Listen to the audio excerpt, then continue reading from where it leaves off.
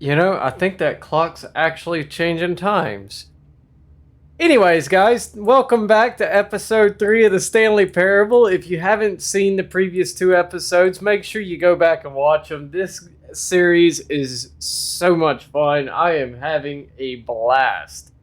So make sure if you're enjoying it too, you hit a like, share it with your friends. Like I said, I'm not doing any editing to these clips only because the narrator does all the editing for me until he broke the game last episode. So here we are. I have no idea what happened to the narrator. It sounded like the system actually shut him down.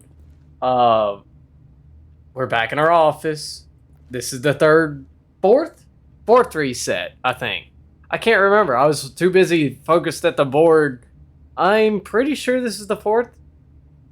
I haven't really paid attention too much. I've been laughing my ass off because of all the narrator and the line apparently are having a feuding fight. But without further ado, let's get right into it. All of his co-workers were gone. What could it mean? Stanley decided to go to the meeting room. Perhaps he had simply missed a memo. Stanley went around touching every little thing in the office, but it didn't make a single difference, nor did it advance the story in any way. Alright, we done tried this skit, and it broke the game, so we're not going to do that again.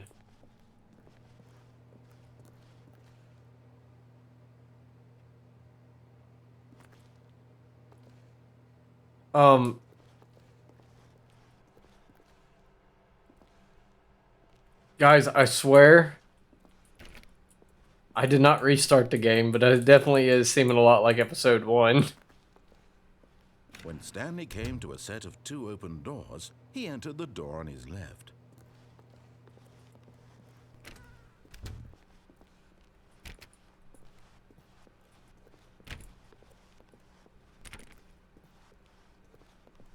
Yet there was not a single person here either.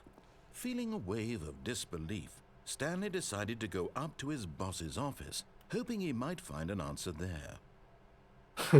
Do not alter without consulting whiteboard manager. That is perfect. They got a manager for the whiteboards.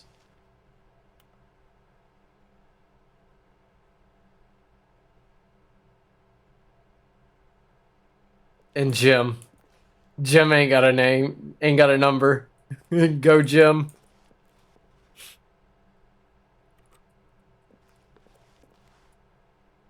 I can't even read that. Oh. Because it ain't nothing.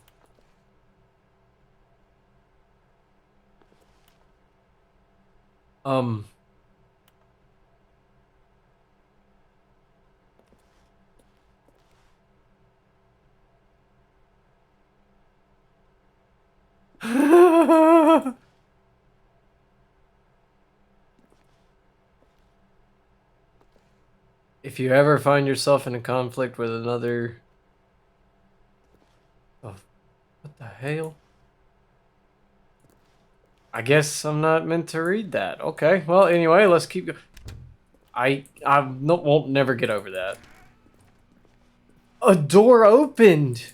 Stanley stepped into the broom closet, but there was nothing here, so he turned around and got back on track. No.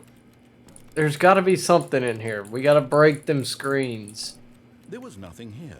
No choice to make, no path to follow, just an empty broom closet. No reason to still be here.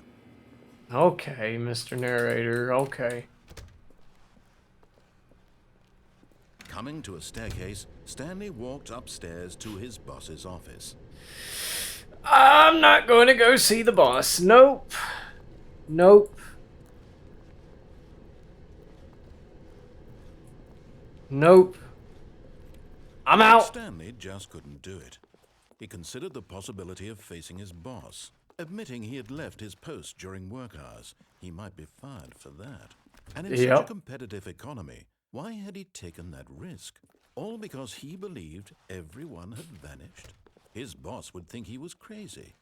And then something occurred to Stanley. Maybe, he thought to himself, maybe I am crazy. All of my co-workers blinking mysteriously out of existence in a single moment for no reason at all. None of it made any logical sense. And as Stanley pondered this, he began to make other strange observations. For example, why couldn't he see his feet when he looked down? No. Why did doors close automatically behind him wherever he went? No. These rooms were starting to look pretty familiar. Were they simply repeating? No, Stanley said to himself, this is all too strange. This can't be real. And at last, he came to the conclusion that had been on the tip of his tongue. He just hadn't found the words for it. I'm dreaming, he yelled. This is all a dream. Oh, what a relief Stanley felt to have finally found an answer, an explanation. His co-workers weren't actually gone. He wasn't going to lose his job. He wasn't crazy after all. And he thought to himself, I suppose I'll wake up soon. I'll have to go back to my boring real-life job pushing buttons. I may as well enjoy this while I'm still lucid. No. So, he imagined himself flying and began to gently float above the ground. No. Then he imagined himself soaring through space on a magical star field, and it too appeared. It was so much fun, and Stanley marveled that he had still not woken up. How was he remaining so lucid? And then perhaps the strangest question of them all entered Stanley's head. One he was amazed he hadn't asked himself sooner.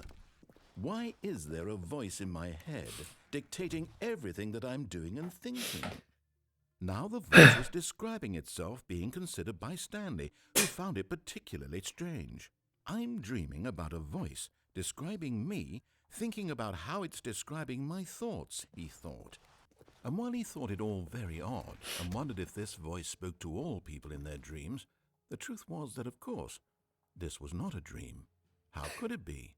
Was Stanley simply deceiving himself, believing that if he's asleep, he doesn't have to take responsibility for himself? Stanley is as awake right now as he's ever been in his life.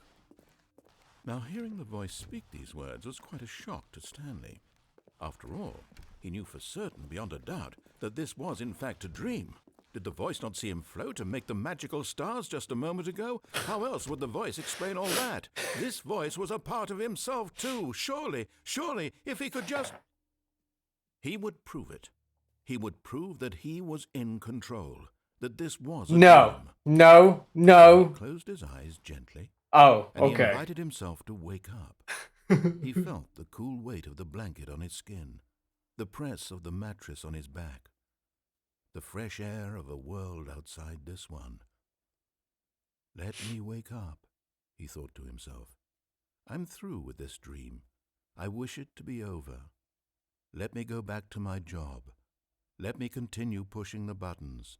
Please, it's all I want. I want my apartment and my wife and my job. Wait, Stanley's married? All I want is my life exactly the way it's always been. My life is normal. I am normal. Everything will be fine. This is brainwash. This is a... I am okay.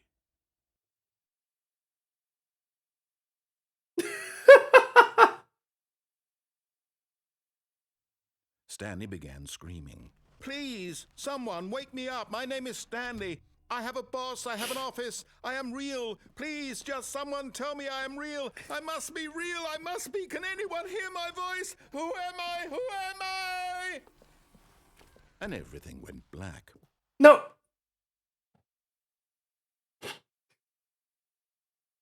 This is the story of a woman named Mariella. What the hell? Mariella woke up on a day like any other. She arose, got dressed, gathered her belongings, and walked to her place of work. But on this particular day, her walk was interrupted by the body of a man who had stumbled through town talking and screaming to himself, and then collapsed dead on the sidewalk. And although she would soon turn to go call for an ambulance, for just a few brief moments she considered the strange man. He was obviously crazy. This much she knew. Everyone knows what crazy people look like. And in that moment, she thought to herself how lucky she was to be normal. I am sane. I am in control of my mind. Yeah. I know what is real and what isn't. It was comforting to think this, and in a certain way, seeing this man made her feel better. But then she remembered the meeting she had scheduled for that day, the very important people whose impressions of her would affect her career, and by extension, the rest of her life. She had no time for this, so it was only a moment that she stood there, staring down at the body. And then she turned and ran.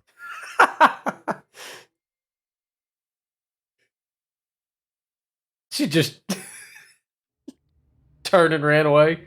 Like, not gonna report it or anything, just whatever.